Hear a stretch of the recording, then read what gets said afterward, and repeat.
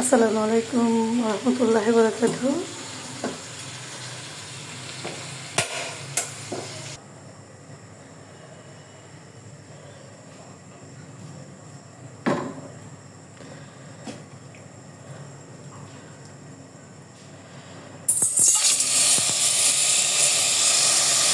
রান্না করছি। এতদিন মেহমান ছিল, অনেক মেহমান, ঢাকার মেহমান, চট্টগ্রামের মেহমান।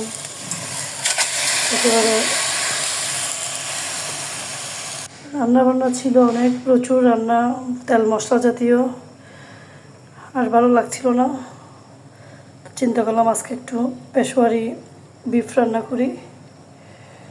তো রান্না করছি।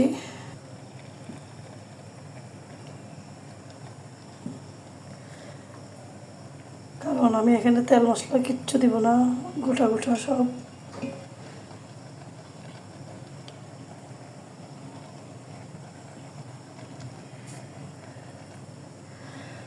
আমার কাছে পেশোয়ারি বিফ অনেক ভালো লাগে, আমার অনেক পছন্দ।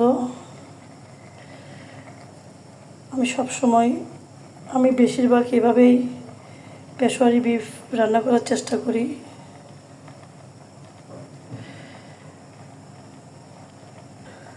কালো জিরার সাথে রাখছিলাম, কালো জিরা গুঁড়োর সাথে ধুয়ে।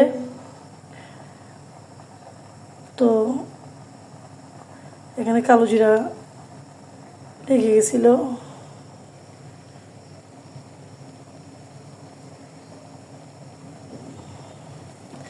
একটাই দিব রসুন, কয়েক স্লাইস আদা দিব,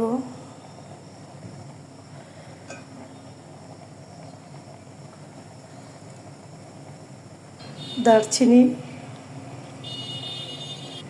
এলাচ, মরিচ, লং, একটু করে জয়ত্রী দিব,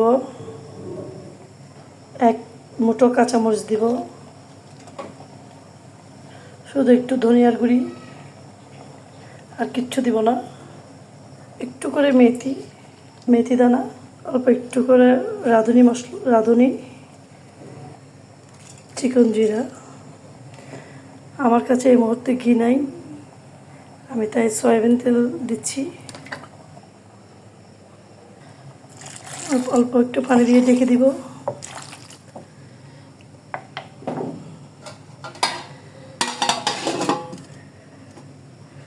নিজে নিজে হতে থাকুক।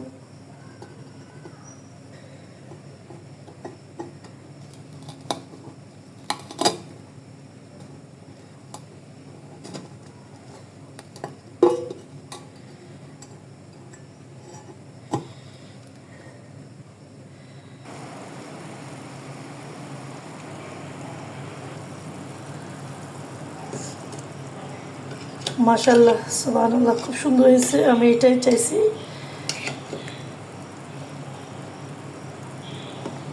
আসলে তেল মশলা জাতীয় খাবার খেতে খেতে আমি আসলে তেল মশলা জাতীয় খাবার খাই না, আমার পছন্দ না। আমি এভাবে পাতলা, আমার কাছে পেশোয়ারি রান্নাটা খুবই ভালো লাগে। আমি এভাবে করি, গরুর ললিও রান্না করি, আমার খুব ভালো লাগে।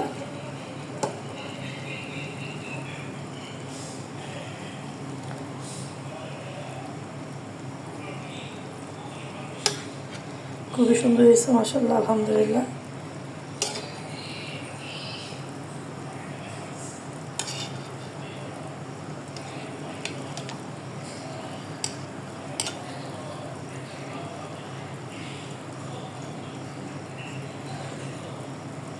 আমার মতো এভাবে কারা কারা রান্না করেন পেশোয়ারি? অনেকে অনেক সুন্দর করে রান্না করে, তবে আমি এভাবে রান্না করি, আমার কাছে অনেক ভালো লাগে। আমি পেশোয়ারি রান্নাটা এভাবেই করি। আমি চর্বি খাই না, আমার কাছে চর্বি থাকলে আমি চর্বি দিই নাই। আমি ওই চর্বি জাতীয় কোনো কিছুই খাই না। আমি ঘি ছিল না, তবে ঘি দিলে একটু ভালো লাগতো, বাট আলহামদুলিল্লাহ এটাই আমার কাছে পারফেক্ট মনে হয়েছে।